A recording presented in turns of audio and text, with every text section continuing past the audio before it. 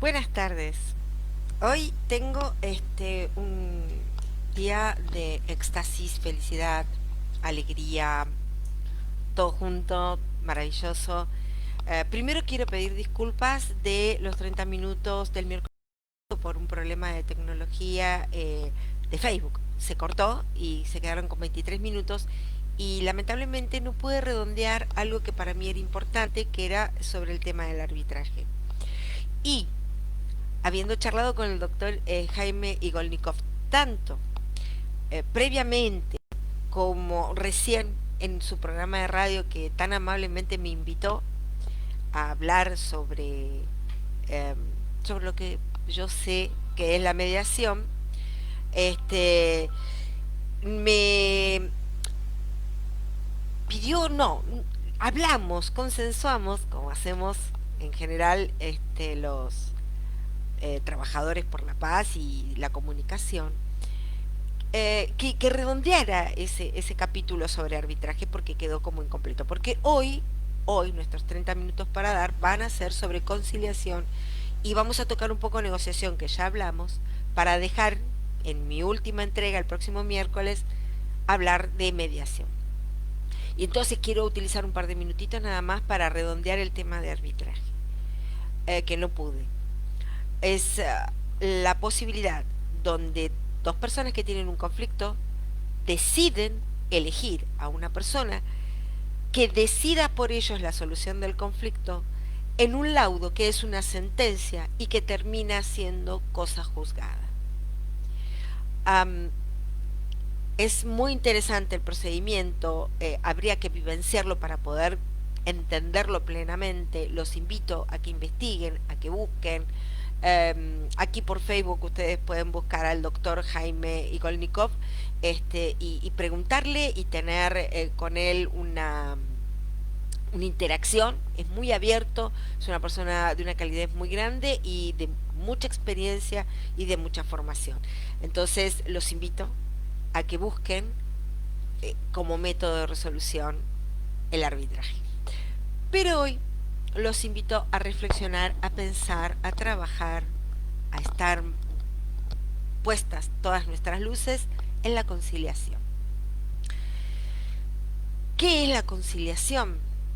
Yo creo que muchos deben conocerlo por dos um, figuras muy famosas, muy conocidas, muy populares o de mucho uso. Esa sería la palabra más habitual, la de mucho uso, que es el conciliador laboral y el conciliador en relaciones de consumo.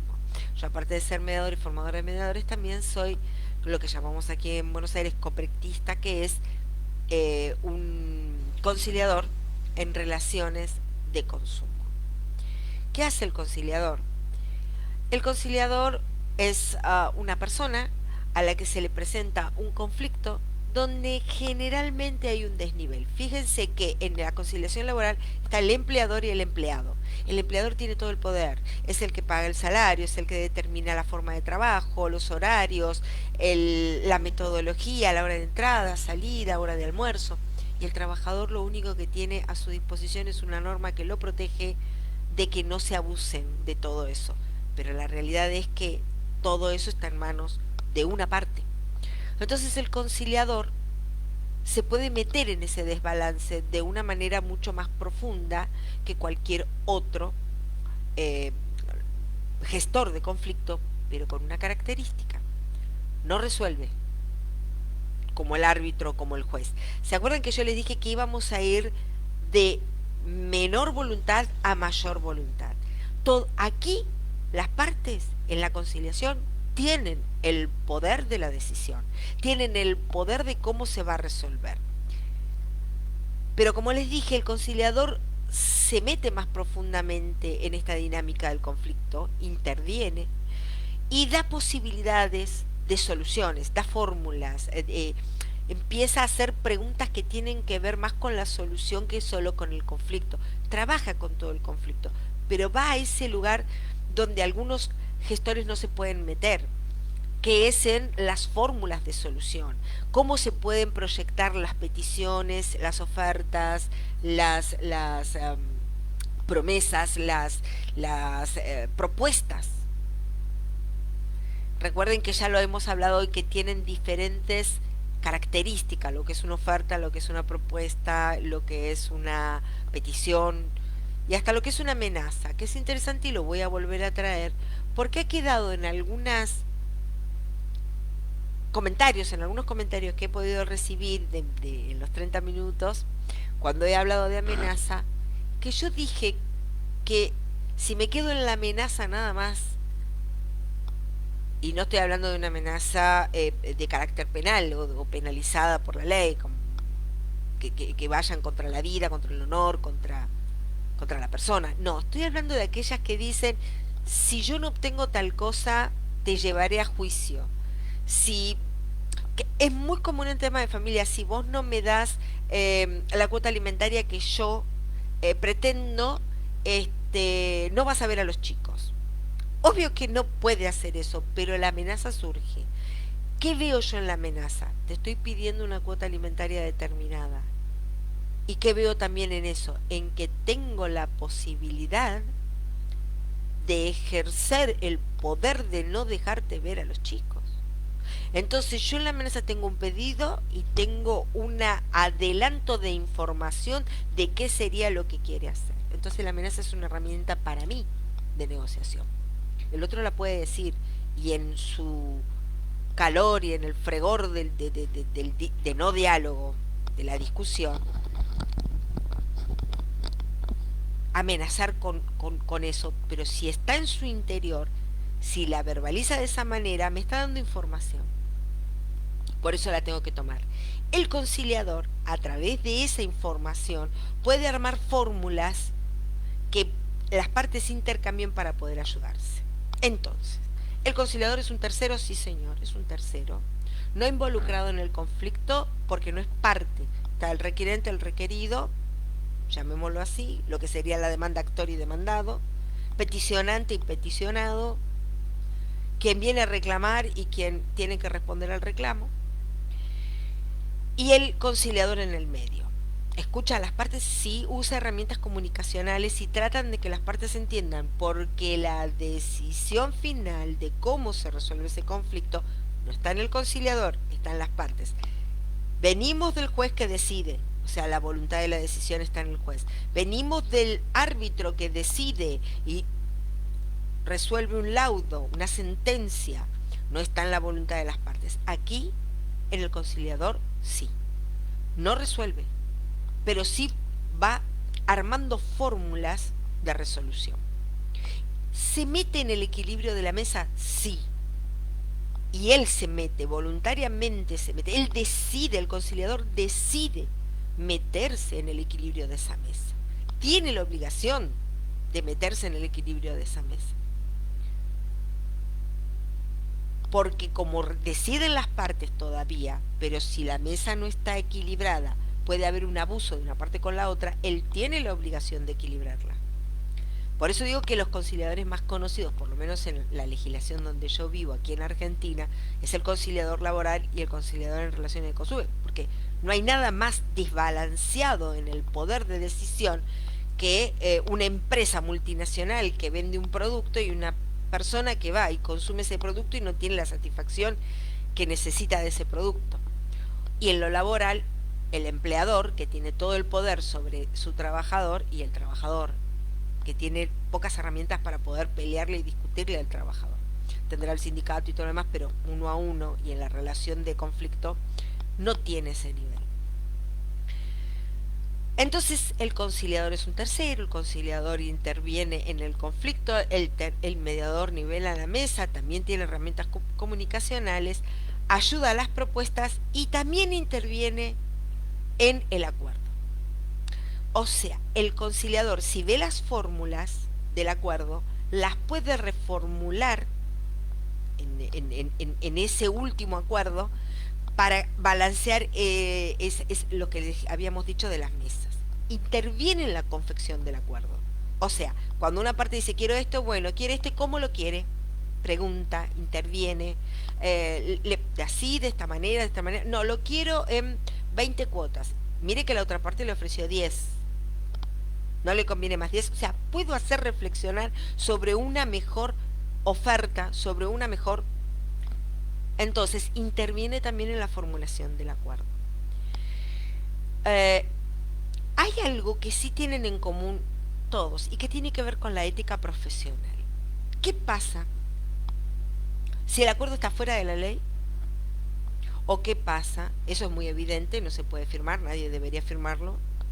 Va a ir en contra de la ley, va a ser nulo, de nulidad absoluta. Pero, ¿qué pasaría si fuera arbitrariamente disvalioso para una de las partes? ¿Qué pasaría si perjudica evidentemente a una de las dos partes? Pues bien, ningún, ningún gestor de conflicto, ninguno, puede admitir suscribir un acuerdo de esa naturaleza. No lo hará un juez. Y suponiendo que uno cree que hay un disvalor ahí o que hay un desequilibrio, le queda una alternancia que es la Cámara, y si considera que así todo no está vista la justicia para esa parte, tiene la Corte. Pero en el sentido personal, y que vuelvo y repito, tiene que ver con la ética, si en ese acuerdo no está lo que yo considero justo, no lo suscribo.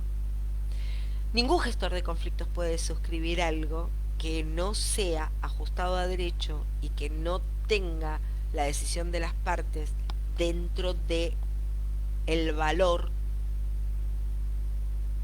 digamos, general, porque nunca va a ser totalmente ecuánime.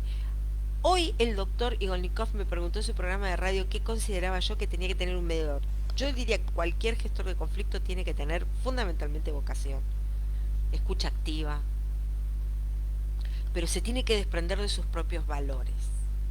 ¿Por qué? Porque cada uno tiene una manera de ver la vida y tiene una escala de valores que no es igual a la del otro. Entonces yo no puedo con mi escala de valores medir el acuerdo que estas dos personas quieren hacer.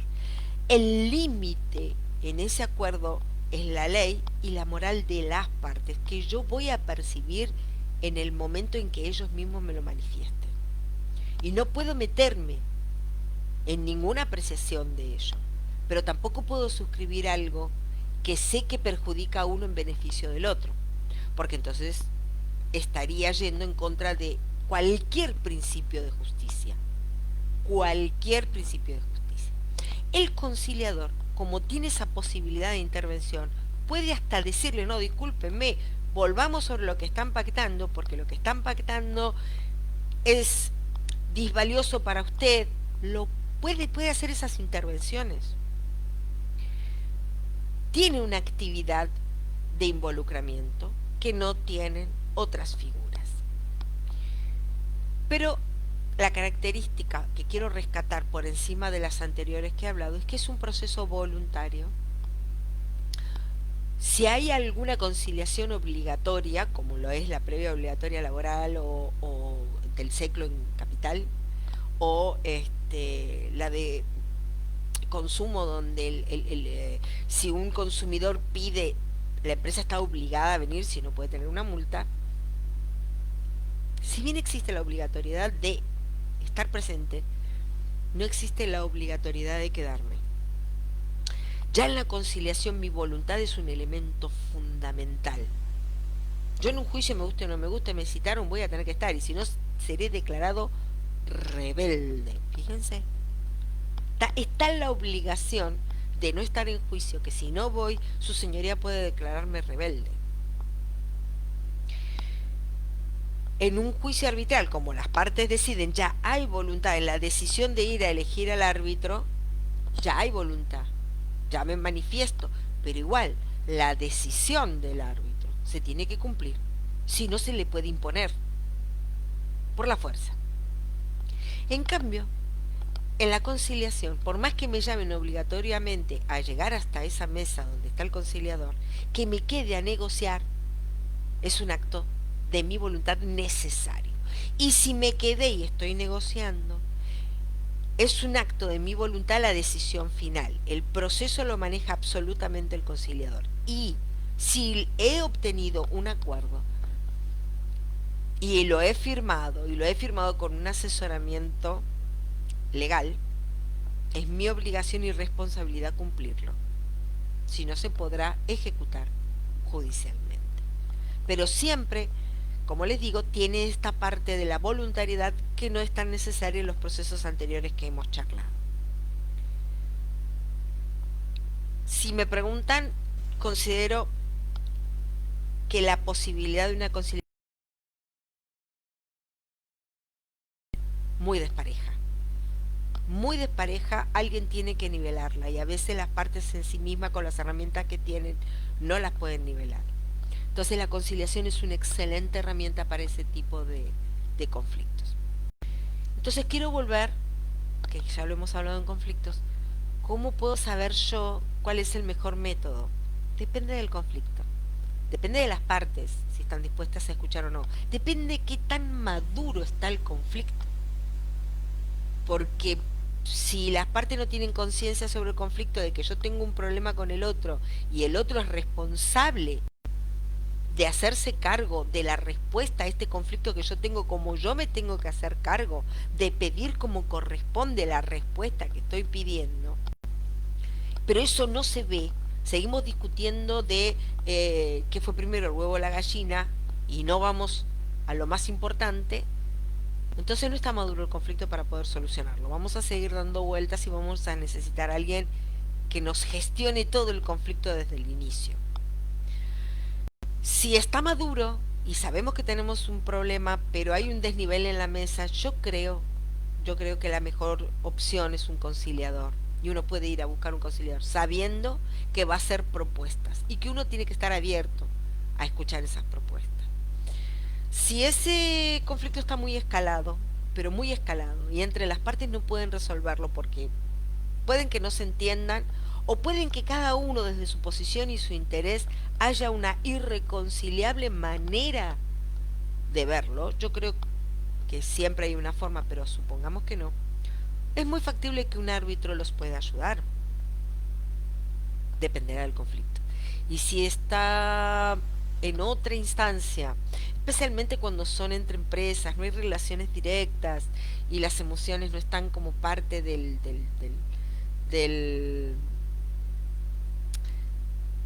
no están como parte del discurso de la negociación, ¿no? El discurso del conflicto simplemente es un contrato y a nadie le importa más allá de que haya un corte final sobre esto para poder continuar con otro negocio u otra comercialización. Yo creo que la mejor respuesta es la de un juez, porque no habrá allí otra relación que rescatar. Pero la conciliación es un primer paso antes a todo esto, donde yo todavía tengo el poder de resolverlo. Quiero aprovechar los minutos que quedan, porque quedan bastantes, estamos recién a la mitad.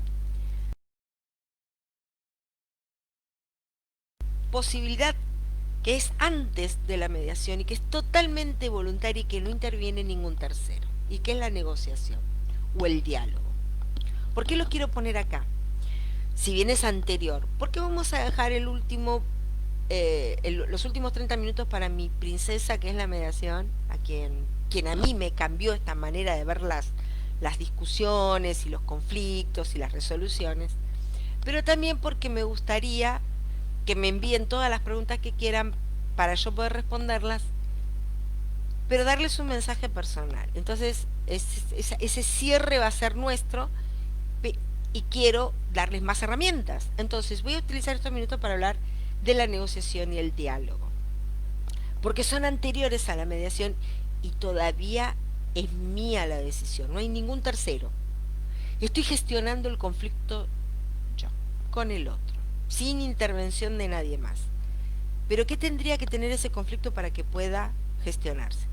Con relación al diálogo, que no es lo mismo que la negociación, porque la negociación incluye el intercambio de propuestas y posibilidad de dar y recibir. En el diálogo todavía estoy en la fase de convencer y ser convencido. Es la parte donde todavía estoy tratando de idear cómo coloco la contradicción de nuestros intereses en una petición. Y todavía estoy en, mira, te voy a pedir la cuota alimentaria porque sos el padre de los chicos y tenés que pagarla. punto, pero el otro dice, pero ¿por qué? Me está pidiendo una justificación y una argumentación. Solo porque soy el padre de los chicos lo tengo que pagar. Entonces yo puedo decir, no, mira, en realidad es tu responsabilidad. En realidad es lo que la ley dice. En realidad, ¿qué otra persona considerás vos que podría asumir este compromiso? En realidad yo sola no puedo. En realidad necesito de tu ayuda. Perdón. En esta etapa precisamente estoy convenciendo, estoy dialogando, le estoy diciendo con mis argumentos al otro porque yo tengo razón. Es un diálogo. Todavía no está esa oposición de intereses, pero sí está la interdependencia. Yo necesito del otro para resolver este problema que se nos presenta y el otro necesita de mí para resolverlo. Y también yo necesito del otro para dialogar esta solución. No lo puedo hablar con una amiga o con un abogado, porque el abogado me va a dar el consejo profesional. ¿Se entiende? No es que esté mal, digo, si yo en un diálogo quiero encontrar la solución, ese diálogo nace del otro, que el otro me escuche. Pero recuerden, en esta parte, en esta metodología de resolver conflictos, tengo que estar dispuesta a convencer o ser convencida. Porque él puede agarrar y decir, no, discúlpame, yo no tengo que pagarlo porque te regalé una casa y en el resumen de todo el monto de esa casa están los alimentos de 10 años. No sé, estoy delirando. Pero posiblemente me convenza con ese argumento y diga, ups, ¿se compensó? Y capaz que sí, capaz que no. Entonces, eso sería un diálogo, pero llegamos a un lugar donde no, ya escalamos a otro nivel, las emociones intervienen y no nos escuchamos. Entonces tenemos que cambiar la dinámica de la conversación y empezar a hablar sobre, fundamentalmente, qué puedo dentro de mi espacio dar y qué el otro puede dentro de su espacio dar en función de la interdependencia que tenemos del conflicto y los objetivos contrapuestos que hay cuando empezamos en el conflicto. Entonces, cuando hablé, por ejemplo, de los alimentos y régimen de visita, yo tengo dentro de mi espacio, como tengo los chicos que viven conmigo, la posibilidad de organizar un horario para que el padre esté con los chicos. Tengo la posibilidad de armar rutinas y actividades para que compartan con el padre. Pero están dentro de mi espacio, porque yo tendré que armar toda esa rutina, yo tendré que hacer una agenda para que se coordinen la escuela, la alimentación, el almuerzo, la cena, la merienda, sus actividades lúdicas, jugar, sus actividades extracurriculares, el inglés, la pileta, el profesor de matemáticas, papá, con el padre. Porque ellos al vivir en esta casa, esa agenda la tengo yo. Eso está dentro de mi espacio. ¿Y qué está en el espacio del otro lado del padre? Y la posibilidad de cuánto de todo lo que él puede generar como aporte económico le puede dar a la madre. ¿Solo plata? Ahí es donde está el secreto más importante de la negociación. Lo que a veces llamamos pensamiento lateral. No es solo lo que nos estamos pidiendo, es todo lo que podemos nosotros dos crear en abundancia para suplir aquello que no está dentro de ese espacio. Eso es una negociación. Cuando yo empiezo a pensar en qué hay aparte de convencerme o convencerlo, porque ya no estamos en esa etapa, ya estamos en que cada uno tiene su idea de lo que debe o no debe hacer. Pero entonces pensamos desde lo que debo o no debo hacer, qué puedo ceder, puedo conceder, qué puedo negociar, qué puedo dar, que no me perjudique y que no tenga que ver con lo que yo no quiero ceder o no quiero negociar, pero que beneficie a ambas partes, igual del otro lado. Eso es una negociación. En esas dos áreas no hay terceros. ningún tipo de terceros. En esas dos áreas son las partes, todo el tiempo pensando en, en el otro y en uno mismo, en resolver el conflicto. No hay ningún tercero. Es un área maravillosa, es un área enriquecedora que perdemos habitualmente, la salteamos, porque creemos que negociamos cuando estamos discutiendo. Cuando uno discute no dialoga ni negocia. Cuando uno discute quiere imponer por la fuerza una idea. Cuando uno discute y sin argumentos, porque la discusión es válida con argumentos, yo no le temo a las discusiones. Sinceramente, aún como mediadora, me encantan las discusiones, los debates, me encantan. Y si me pueden agrandar la cabeza para pensar de otra manera, hasta me ponen feliz, me hacen sentir productiva y hasta, como digo yo, rejuvenezco. Tengo una nueva idea, entonces arranco de nuevo. Entonces al debate no le temo. Le temo a las discusiones autoritarias. Le temo sí a las personas que quieren imponer fuerza en la discusión, por el solo hecho de decir que tienen la razón sin animarse a argumentar de una manera diferente de la que están proponiendo constantemente. Y más que temerle le huyo, prefiero no discutir.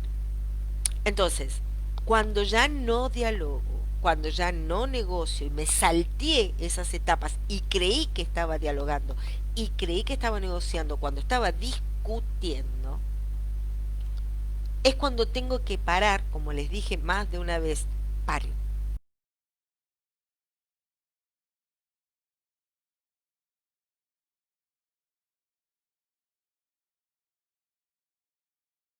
No nos gusta, es algo que nos perturba. Enojémonos, pero que el enojo no sea parte de la negociación ni del diálogo, porque va a ser parte de la discusión. Entonces paren. Si están tristes, también. Es, es lógico, somos humanos.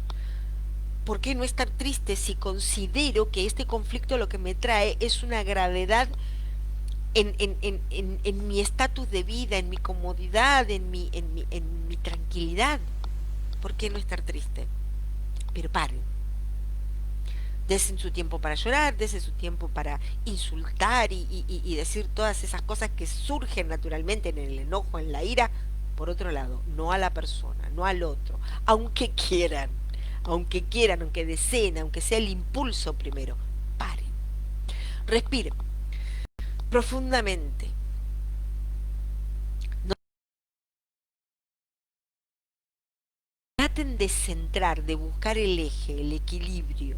No es fácil, no dije que se logra en un minuto ni que se logra siempre, pero el solo hecho de detenerse, ¿no?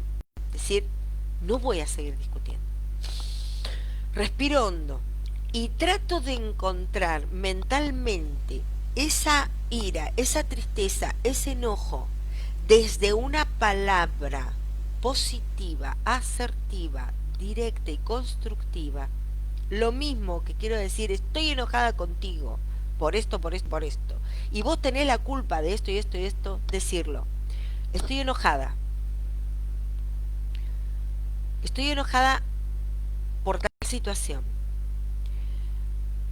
Necesito encontrar un lugar donde poder solucionarlo para poder avanzar. Y necesito que los dos nos hagamos responsables de la solución. No busquemos más culpables.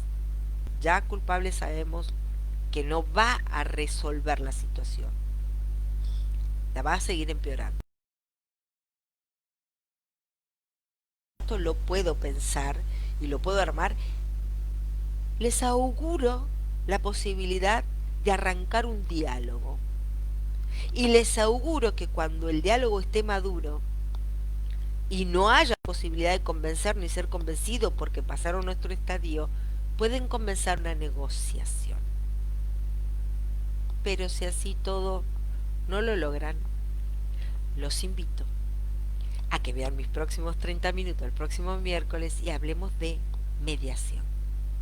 O sea, recurrir a un tercero, pero que todavía todo el poder de la resolución lo tengo yo como parte. Así que yo como mediadora obviamente dejo, como dije, la frutillita para el postre para mis próximos 30 minutos. Quiero saludar a todos los que estuvieron hoy. Gracias Susana Monti, gracias Cristina Kruzlager, compañera mía de facultad. No vamos a decir cuánto tiempo. Eduardo Gil, que creo que ha estado en casi todos mis 30 minutos, un sol. Gracias. Malena García Cañestro, me encanta que te... Tenemos Mediadores por la Paz y la Justicia Social. Por favor, visiten esa página. Tenemos muchas actividades que les van a interesar y que son para sumar a los métodos de resolución de conflictos. Y los espero el próximo miércoles con mi última entrega de esta primera parte de 30 minutos para dar con mediación. Muchas gracias. Estoy feliz, muy feliz. Soy feliz haciendo estos 30 minutos y también soy feliz sabiendo que les sirve a ustedes. Muchas gracias. Nos vemos el próximo miércoles con 30 minutos para dar mediación.